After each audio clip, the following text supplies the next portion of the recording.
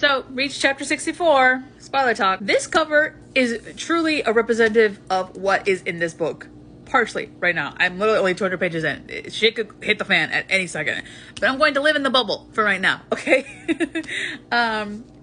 This is cute for a little bit. Also, the third Danmei series, where one of the main characters got turned into a child.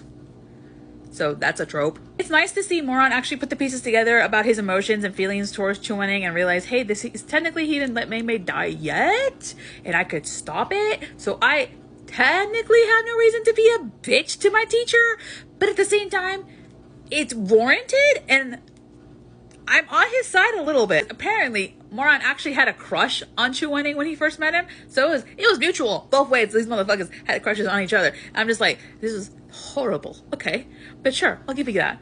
And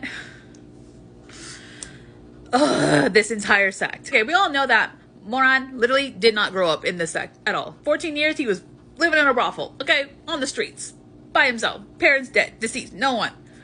And he comes into the sect and no one really, I guess, tells him the rules and stuff like that. So at 15 he gets a teacher, and he picks Chuaning because he thinks he looks the gentlest, which is ironic because this boy is cold as ice, but like, go off, I guess. Everything is hunky-dory until this boy picks a flower from, granted, a very important tree that nobody told him about, because again, was not living in the sect up until literally a year ago. And he picked the flower to give to Chuaning because he was like, it reminds me of you, Shizun. And what happens? This man looks like death itself, thus scaring Moran, because he's like, he looks like the people who would always look down on me in the streets, and I'm just like, that's not healthy. That's something we need to talk about in therapy. He gets so scared that he doesn't even want to tell him that he picked the flower specifically to give to him, which would have made this whole thing a lot better, because Chuaning has never received a gift in his damn fucking life, and that would have just made him fall in love even more, which would have helped prevent the 40 fucking whips that he gave. Okay, yeah, it's an important tree for medicine. I get it. But again, he wasn't growing up there. He did not know the rules. You could have explained it to him. You could have gave him a little slap on the wrist this one time. This one fucking time. But no, you decided 40 lashes to this boy's back was warranted for picking a single flower. Note that he was actually really gentle when he picked that flower, because he just didn't want any of the dew on the flower to fall off. So he was actually very careful. Okay? Chuaning, now 40 lashes! Even though I kind of like you. I was like, bitch, what do you do when you hate somebody? Yeah, that kind of killed the crush a little bit. And then his crush on Mei Mei made more sense, because Mei Mei was the only one that was kind of nice to him afterwards and everything. Poor Mei Mei. You really do see the good in everyone. I am so sorry I doubted you. But right now, this is only book 2. There's like 5 books. At least I kind of get to find out why Chuaning let Mei Mei die, and I understand why he did it. It was more so damned if you do, damned if you don't. Because it was either everyone dies or I save Mei Mei for like a second and then we all die again because I don't have any strength to defend us. So either way, someone's gonna die. But at least this way there's only one. Moran does not give a fuck about humanity, the world, anything. He is the type of person, when he loves somebody, he would let the world burn for that person. Chuaning is more like, I will let myself burn to save the world. Which, again, how these two end up together, I will not understand until later, probably. I don't know. They have shared trauma, from what I can get. It's more easy to understand it a little bit now that Chuaning is a child, literally a 6-year-old, from what I'm told. And he feels like, well, since I'm a kid, I can be a little selfish and vulnerable with people, including Moran, and nobody will make fun of me for it. I'm just like, sweetie, who made fun of you the first time around? Why'd you think that way? And then when he was like getting breakfast because he's sick, because like, you know, he still gets sick very easily. Moran's like, haven't you ever had anyone like bring you breakfast or take care of you or anything? He's like, what is going on with this kid? And I'm just like, oh my God, is he literally about to cry over the fact that you brought him breakfast in bed? And nobody ever did this for him. That includes his parents. Bro, from where I left off, apparently some descendant, it could be a descendant, I don't know. They have the same Chu in their name. So I'm assuming they're distantly related, but even Chuaning was like, why does this man have my face? So he probably doesn't really, granted, if his parents died when he was really young, he probably didn't really learn anything about his past, so that is excusable right now. I'm not excusing the 40 lashes, motherfucker. That was still overkill. But anyway, they're doing this little Fae trial thing to get stronger.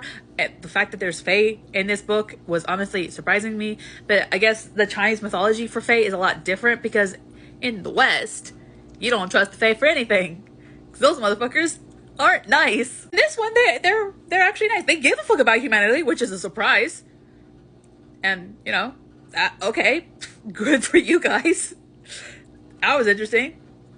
But hopefully during this whole trial thing, I am not looking forward to when Chuaning finally becomes an adult, like physically, because something tells me it's gonna happen at the worst time, and then one's gonna be like, "You were the little boy that I was gonna treat like my little brother," and he's like, "Well, this makes things awkward." That's what I'm assuming that's going to happen, because like drama, right? Speaking of drama, I have a hunch on who the bad guy is. I honestly think this is just like fucking ridiculous. I'm not taking this hunch like serious at all, but to me it kind of makes a little bit sense, just a little bit. Let me explain. No, at this point nothing is going the way that it's supposed to. Like, he's not even supposed to be on this little trip. It's supposed to be Shime and Chuaning and like some other random 2 other people, but like nope, it's just his cousin. And it's like, okay, right, sure.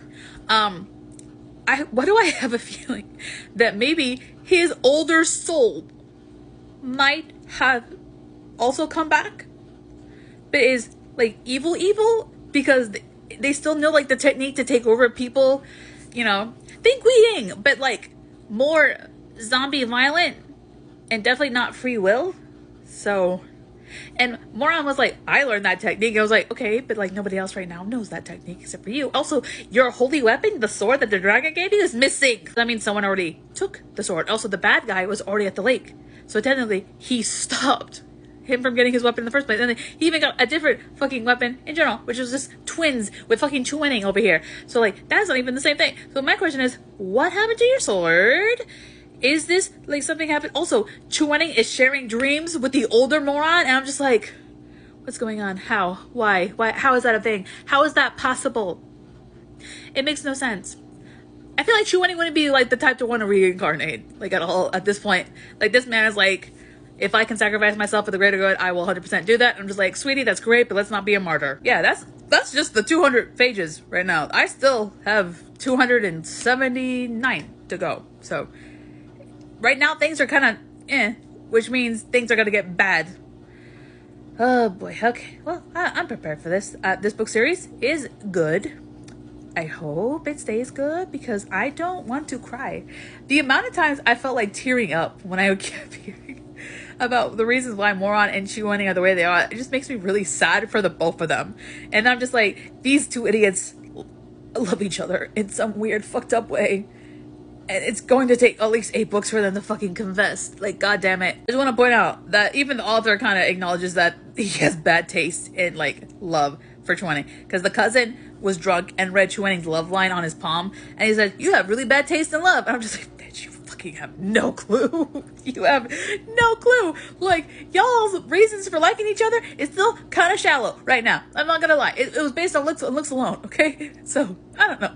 Maybe in the 3rd book, we'll start getting some more substance. But we're definitely going to have to go through that little awkward situation where he was like, "I treated you like a little brother.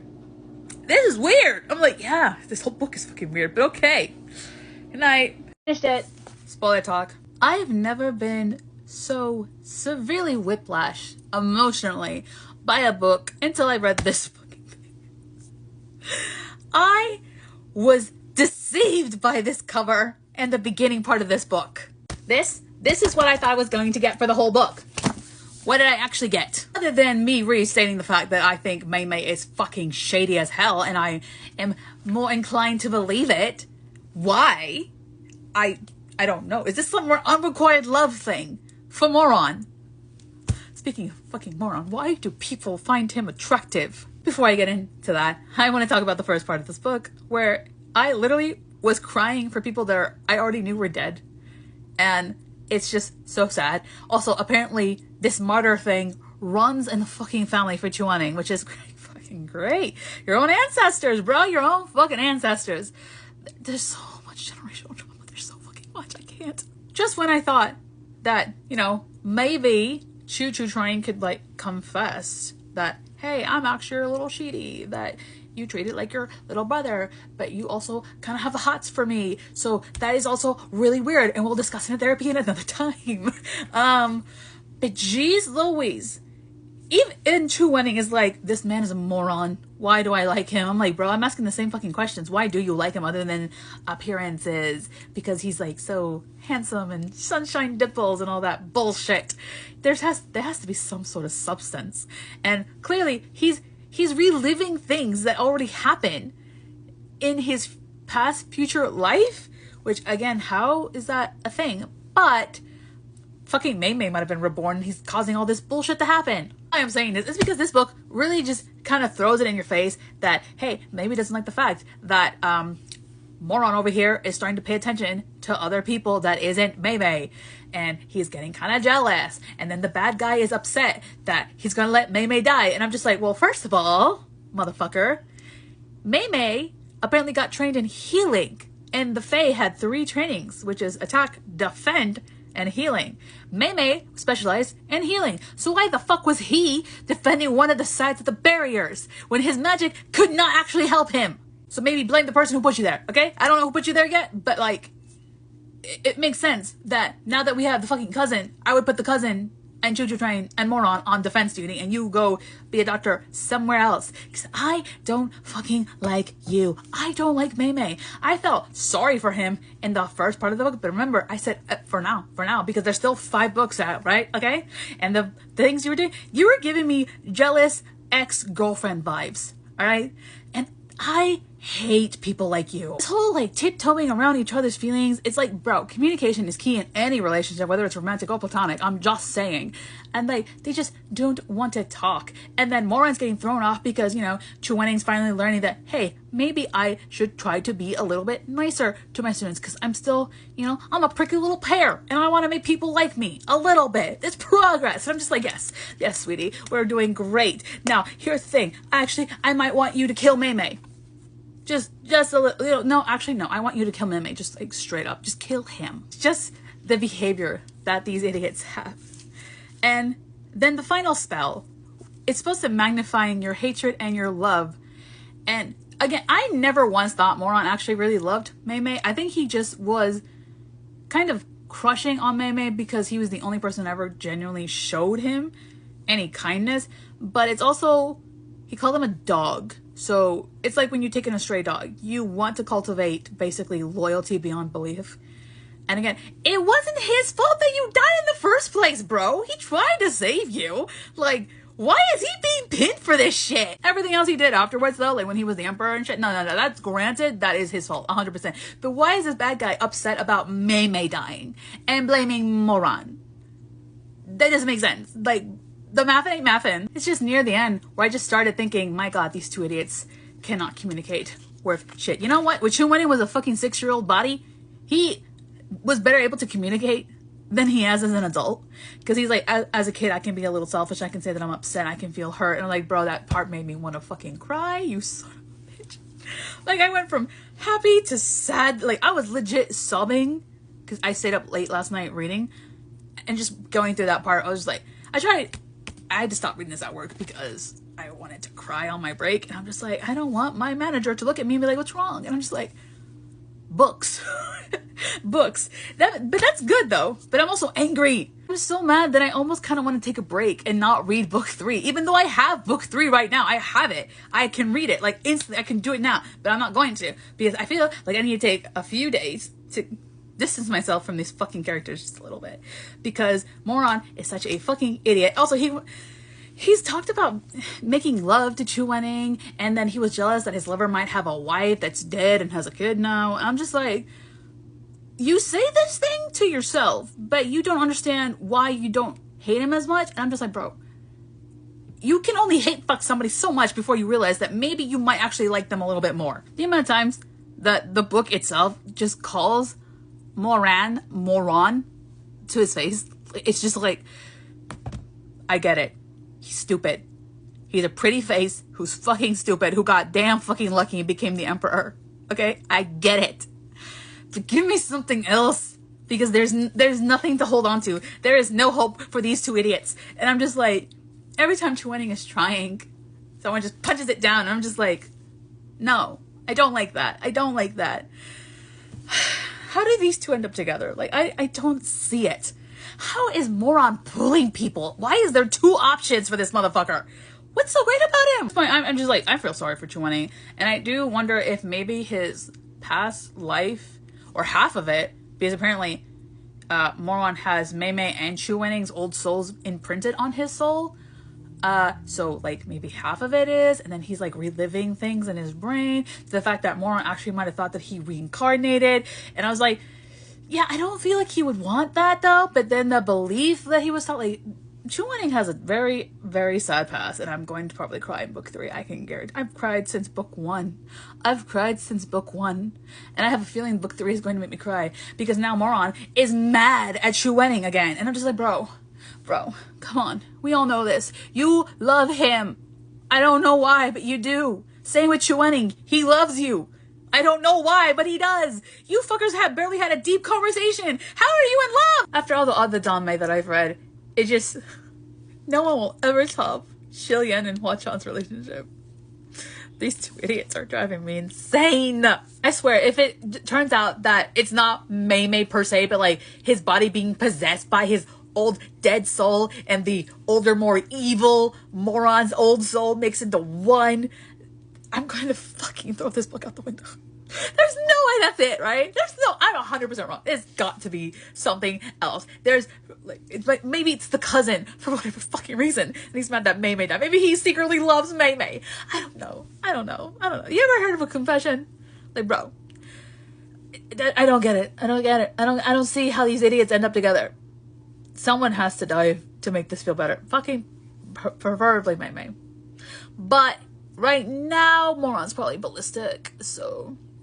But like, he flip-flops too much. He flip-flops way too fucking much on his emotions, that it's starting to piss me off. Bro, I know you're in the body of a near 17-year-old, but you have the mind of a 30-year-old. Use it! I swear, sometimes he forgets that he's technically got the mind of a 30-year-old in the teenager's body and starts acting like a teenager. So there is like, I honestly don't feel like it's a soul that got back to him. It's just his memories and his mind, which is why he can't remember shit. Whoever uses the water, I fucking think it's me. I don't fucking know, okay? It's definitely not the cousin, because the cousin uses fire. So if it's fucking Mei Mei and his old soul mixed together, I don't fucking know. Because remember, he technically didn't get that whip with the wooden thing, and I'm pretty sure he only has that because Chuening's soul is like imprinted on his. I don't fucking know. At this point, I'm fucking confused. This book is giving me a headache. This book is giving me a legit headache. Okay. If I read book 3, you will find out on my IG. And whenever I post a video about it. Until then, bye-bye.